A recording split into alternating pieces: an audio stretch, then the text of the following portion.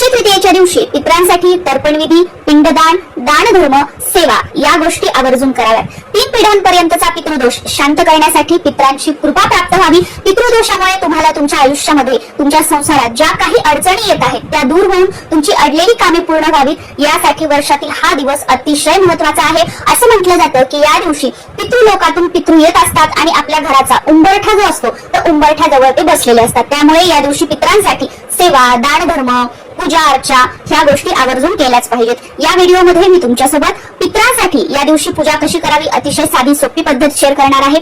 त्याचबरोबर तुमच्या मूळ घरी जरी तर्पणविधी, पिंडदान या दिवशी केले जात असेल तरी सुद्धा तुम्ही जगाच्या पाठीवर नोकरीनिमित्त, व्यवसायानिमित्त जिथे कुठे राहत आहात तिथे तुम्ही कशा पद्धतीने सेवा करू शकता, काय दान करू शकता पितरांसाठी हेही शेअर करणार आहे। त्याचबरोबर तुम्हाला जर फक्त सासरे नसतील म्हणजे तुमचे सासरे वारलेले असतील तर तुम्ही पूजा कशी करायची, तुमच्या जर सासूबाई वारलेल्या असतील तर पूजा कशी करायची, किंवा तुम्हाला सासूबाई आणि सासरे दोघेही नाहीयेत तर पूजा कशी करायची, किंवा तुम्हाला सासू सासरे दोघेही आहेत मग त्यांनी त्यांच्या सासू सासऱ्यांची किंवा 3 पिढ्यापर्यंतच्या पितरांची पूजा कशी करायची अशी सगळी माहिती आणि तितक्याच सोप्या पद्धतीने मी तुमच्यासोबत शेअर करणार आहे। नमस्कार सर्वांना, मी प्रांजली। यंदा 2026 मध्ये 19 एप्रिल वार रविवार या दिवशी अक्षय तृतीया आलेली आहे आणि अक्षय तृतीयेच्या दिवशी माता लक्ष्मी, भगवान विष्णू यांचं एकत्रित पूजन सुद्धा केलं जातं। यांचं एकत्रित पूजन करण्याचा सुद्धा शुभ मुहूर्त असतो, तो वेगळा असतो। तो शुभ मुहूर्त मी आपल्या चॅनलवर शेअर केलेला आहे आणि या दिवशी त्या शुभ मुहूर्तामध्ये माता लक्ष्मी, भगवान विष्णू यांचं एकत्रित पूजन कसं करावं,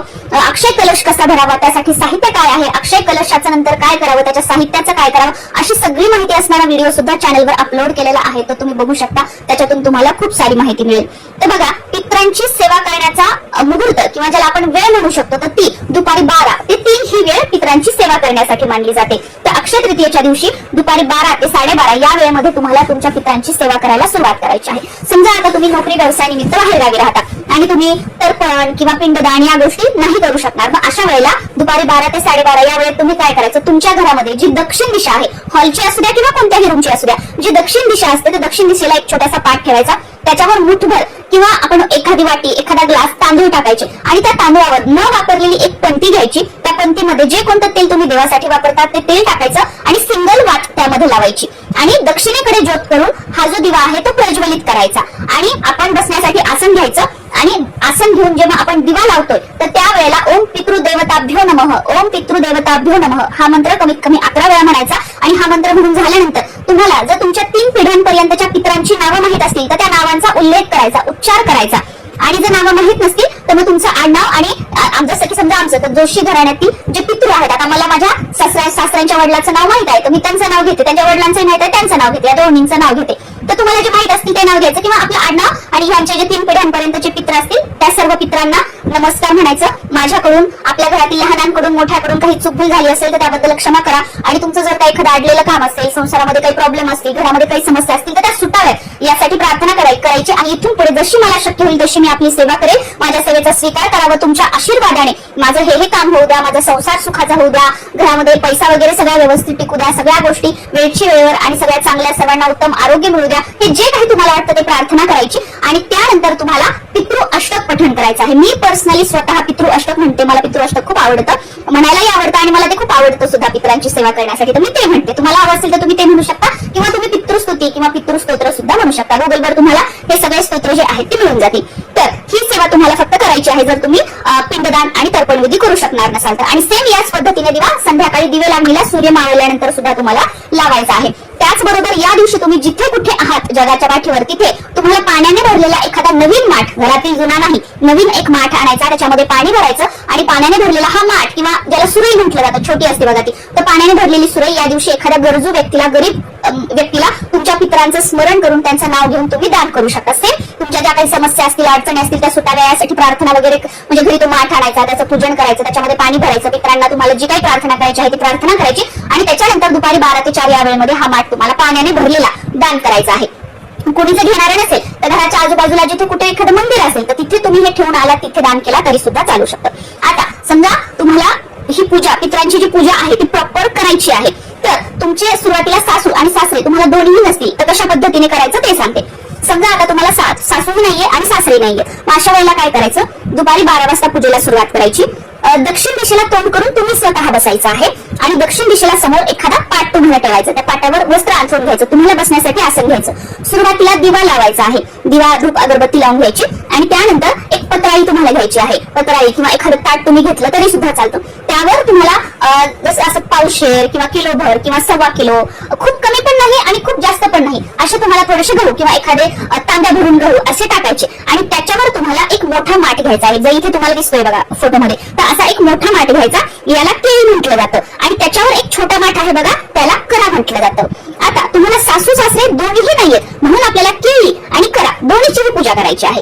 केळी म्हणजे ज्यांना सासू नाहीये त्यांनी केळीची पूजा करायची असते आणि ज्यांना सासरे नाहीये त्यांनी कराची पूजा करायची असते. पण तुम्हाला सासू सासरे दोन्ही नाहीयेत तर मग खाली प्लेट किंवा पत्राळी घेतली, त्याच्यावर गहू, त्याच्यावर आपली केळी म्हणजे मोठा माठ ठेवायचा, त्या माठामध्ये पाणी टाकायचं, त्याच्यामध्ये हळद कुंकू तुम्हाला टाकायचं आहे, सुपारी 1 रुपयाचं नाणं तुम्हाला टाकायचं आहे, एखादं फुल टाकायचं आहे, त्याच्यावर करा ठेवायचा, तो करा सुद्धा सेम पाण्याने भरायचा, या वस्तू टाकायच्या आणि त्याच्यावर मग तुम्हाला बऱ्याच ठिकाणी काय केलं जातं की खरबूज ठेवलं जातं आणि बऱ्याच ठिकाणी आंबा ठेवला जातो. तर तुमच्याकडे काय ठेवण्याची पद्धत आहे हे तुमच्या घरातील मोठ्या मंडळींना किंवा तुमची जी भावकी असेल त्यांना तुम्हाला विचारायचं आहे. आणि मग वरचा जो करा असतो छोटा माठ, त्याच्यावर तुम्हाला तुमच्याकडे जे ठेवलं जातं किंवा तुमच्याकडे खरबूज आणि आंब्या व्यतिरिक्त काही ठेवलं जात असेल तर तुम्हाला ते ठेवायचं आहे. हे ठेवून घ्यायचं आणि हे जे दोन्ही माठ आहेत करा आणि केळी, यावर कुंकवाने उभ्या रेषा ओढायच्या नाही, ही आपण पितरांची पूजा करत आहोत. म्हणून ह्या करा आणि केळीवर आपल्याला चंदनाने वरून खाली रेषा ओढायच्या आहेत. आपण बघा कलश मांडणी वगैरे करताना, पूजा करताना जेव्हा आपण कलश वगैरे भरतो त्यावेळेला आपण कुंकुमाने खालून वरती रेषा ओढतो, पण ही पितरांची सेवा आहे म्हणून वरून खाली चंदनाने 5 रेषा ओढून घ्यायच्या आहेत दोन्ही ह्याच्यावर. आणि जो कलावा धागा असतो त्याने 3 वेळा ह्या कराला आणि केळीला गुंडाळून घ्यायचा आहे, 3 वेळाच धागा गुंडाळायचा, कारण ही आपण पितरांची पूजा करत आहोत. आणि तुमच्याकडे जर आंब्याची पाणी, आंब्याचा डहाळा जर ठेवण्याची पद्धत असेल तर तुम्हाला आंब्याचा डहाळा सुद्धा या माठामध्ये किंवा या करा केळीमध्ये ठेवायचा आहे. तुमच्याकडे पद्धत नसेल तर ठेवायचं नाहीये. तर या पद्धतीने साधी सोपी ही पूजा मांडणी जर सासू सासरे दोन्ही नसतील तर करायची आहे. आणि याचं पूजन वगैरे सगळं करून घ्यायचं. या दिवशी पूर्णावरणाचा स्वयंपाक केला जातो, आंब्याचा रस बनवला जातो. अक्षय तृतीयापासूनच बऱ्याच जणांकडे आंबे खायला सुरुवात केली जाते. तर जो तुम्ही नैवेद्य बनवलेला असेल तो नैवेद्य दाखवायचा. तुमच्या पित्रांचे, तुमच्या सासू सासऱ्यांचे तुमच्याकडे फोटो असतील तर याच्या मागे तुम्ही फोटो सुद्धा ठेवू शकता. फोटो स्वच्छ पुसून घ्यायचे, त्यांना हार फुलं सगळं ते अर्पण करायचं आहे, धूपदीप दाखवायची, नैवेद्य दाखवून घ्यायचा. ही झाली आपली साधी सोपी पूजा. आणि त्याच्यानंतर मग तुम्हाला आगारी द्यायची आहे. आगारीसाठी काय करायचं, तुमच्याकडे हवन पात्र असेल तर ते घ्यायचं किंवा मग तुम्ही कशामध्ये नवरात्रीमध्ये वगैरे हवन पेटवता किंवा स्पेशली तुमच्याकडे अक्षय तृतीयासाठी एखादं हवन पात्र असेल तर ते घ्यायचं. त्याच्यामध्ये गोवरीवर शुद्ध गाईचं तूप टाकायचं, त्याच्यावर कापूर टाकायचं आणि ते प्रज्वलित करून घ्यायचं आणि ते तुम्हाला तुमच्या दरवाजामध्ये न्यायचं आहे. आणि जे काही तुम्ही स्वयंपाक बनवलेला असेल पूर्णावरणाचा ते सगळं थोडं थोडं एका ताटलीमध्ये घ्यायचं, त्या सगळ्याचा एकत्रित कुस्कारा करायचा, ते सगळं चुरून घ्यायचं, कुस्कारा करून घ्यायचा किंवा एकदाच तोडून घ्यायचं. त्याच्यात ते सगळं जे काही बनवलं आहे ते त्याला लावायचं आणि त्या अग्नीवर, आघाडी म्हणजे पित्रांना आपण घास देतोय असं ते तुम्हाला जे तुम्ही कालवलेलं आहे ते तुम्हाला त्या जी आघाडी आपण जे हवन पात्रामध्ये पेटवलेलं आहे त्याच्यावर तुम्हाला टाकायचं आहे. या पद्धतीने आघाडी जी आहे ती द्यायची आहे. आणि मग बाकीचं जे उरलेलं आहे ते तुम्ही गाईला खाऊ घालू शकता किंवा तुमच्याकडे ही आघाडी केली जात नसेल तर जो दाखवलेला नैवेद्य आहे तो तुम्ही तुमच्या घराच्या आजूबाजूला कुठे गाय असेल तर त्या गायीला खाऊ घालू शकता. आता गाय सुद्धा खायला नसेल तर घराच्या आजूबाजूला एखादं मोठं झाड वगैरे काही असेल तर तिथे ठेवू शकता, म्हणजे पशु पक्षी वगैरे खाऊ शकते. आणि मग तुम्हाला समजा सासू सासरे दोन्ही नसतील तर तुम्ही पुरुष आणि महिला बोलवू शकता आणि त्यांना जीव घालू शकता. आणि तुम्हाला जर सासरे नसतील तर पुरुष बोलवायचा, त्यांना जीव घालायचा. तुम्हाला जर सासूबाई नसतील तर मग महिला बोलवायची, सवाष्णी असेल तर सवाष्णी आणि मग त्यांना जीव घालायचं. या पद्धतीने ते पित्रांची ही पूजा झाल्यानंतर, पित्रांसाठी जे आपण जेवायला बोलवले आहेत मंडळी त्यांचं जेवण झाल्यानंतर पित्रांना ही आघाडी घास दिल्याच्या नंतरच आपण घरातील जी छोटी मोठी जी मंडळी आहेत त्यांनी या दिवशी अन्न ग्रहण करायचं असतं, जेवण करायचं असतं. जोपर्यंत पित्रांचं सगळं ही पूजा जे जेवायला सांगितलं आहे त्यांचं जेवण होत नाही तोपर्यंत या दिवशी आपण उपवास करायचा असतो. आणि या दिवशी व्रत करण्याला खूप जास्त महत्व आहे पित्रांना घास देईपर्यंत. आता समजा तुम्हाला सासूबाई नाहीये तर ह्याच्यातला जो हा खालचा माठ आहे ना, फक्त तो खालचा माठ घ्यायचा. सेम पूजा याच पद्धतीने, खाली पत्रावळी, त्याच्यावर गहू, त्याच्यावर हा खालचा माठ ज्याला केळी म्हटलं जातं ती, सेम त्याच्यामध्ये पाणी वगैरे सगळं भरायचं. आणि त्याच्यावर मग तुमच्याकडे जर खरबूज असेल तर खरबूज किंवा आंबा ठेवत असतील किंवा या व्यतिरिक्त काय ठेवत असतील तर ठेवायची. आणि सेम आता जसं सांगितलं पूजा करायची करा केळीची, सेम त्या पद्धतीने पूजा करायची. आणि तुमच्या सासूबाई गेलेल्या असतील तर एखाद्या महिलेला जेवायला वगैरे बोलवायचं आणि नैवेद्य वगैरे सेम तसा दाखवायचा, गाईला खाऊ घालायचा. आणि ती महिला जेवून गेल्यानंतर मग तुम्हाला तुमच्या घरातील जे मंडळी आहेत ते अन्न ग्रहण करू शकतात किंवा ते जेवण करू शकतात. आता समजा तुमचे सासरे फक्त गेलेले असतील तर अशा वेळेला फक्त वरचा जो करा आहे, जो छोटा माठ आहे त्याचं फक्त पूजन करायचं आहे, गव्हावर तो ठेवायचा आणि सेम पूजा पद्धती सेमच असणार. आणि मग तुम्हाला त्याची पूजा करायची आहे. आता हे जे करा आणि केळी जे आहे तर याचं काय करायचं, हे तुम्ही तुमच्या आजूबाजूला कोणी गुरुजी वगैरे असतील तर त्यांना हे पाण्याने भरलेलं तसंच तुम्ही दान करू शकता. किंवा तुम्ही कोणी गरजू गरीब व्यक्ती असेल त्यांना दान करू शकता आणि कोणी घेणार नसेल तर एखाद्या मंदिरामध्ये तुम्ही हे ठेवून येऊ शकता. आता हे जे पाणी वगैरे आहे तुम्हाला दुसऱ्या दिवशी लगेच दान करायला जमलं नाही तर घरातील तुळस वगैरे सोडून इतर झाडांना त्यातलं पाणी टाकायचं आणि जेव्हा तुम्ही मंदिरात किंवा इतर कोणाला देत आहात तर त्यावेळेला दुसरं स्वच्छ पाणी भरून पाण्याने भरलेलाच हा माठ करा किंवा केळी तुम्हाला दान करायची आहे.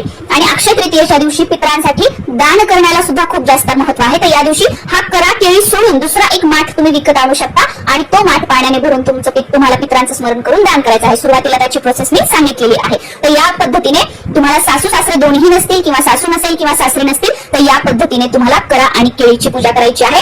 सासू नसेल तर केळीची पूजा करायची, सासरे नसतील तर कराची पूजा करायची आणि सासू सासरे दोन्ही नसतील तर केळी आणि करा या दोन्हीचंही पूजन करायचं आहे. दुसऱ्या दिवशी हे जे खालचे गहू आहेत ते तुम्ही दान करू शकता, एखाद्या मंदिरामध्ये ठेवू शकता किंवा तुम्ही गाईला वगैरे खाऊ घालू शकता किंवा तुम्ही पक्ष्यांना सुद्धा टाकू शकता. आणि जे फुलं वगैरे आहे हे सगळं निर्माल्यामध्ये टाकायचं आहे. खरबूज किंवा आंबा तुम्ही जो ठेवलेला आहे तो सुद्धा या करा केळी सोबत तुम्हाला दान करायचा आहे.